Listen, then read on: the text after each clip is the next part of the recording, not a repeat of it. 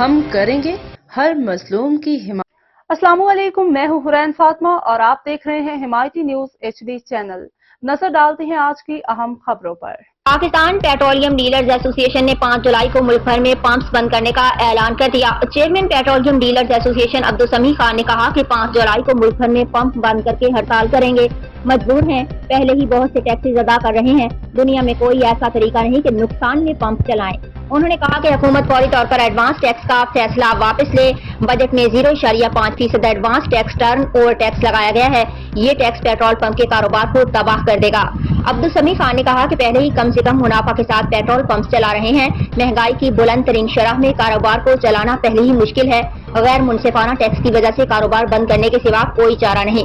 انہوں نے کہا کہ وزیر خزانہ سے ملاقات کی، ان کے پاس ہمارے سوالوں کا جواب نہیں۔ ایڈوانس انکم ٹیکس 4 دن میں ختم کیا جائے۔ واضح طور پر بتایا ہے کہ سخت سے سخت اقدام اٹھائیں گے۔ واضح رہے کہ گزشتہ دنوں پیٹرولیم ڈیلرز ایسوسی ایشن کی جانب سے پیٹرول پمپس بند کرنے کی دھمکی دی گئی تھی۔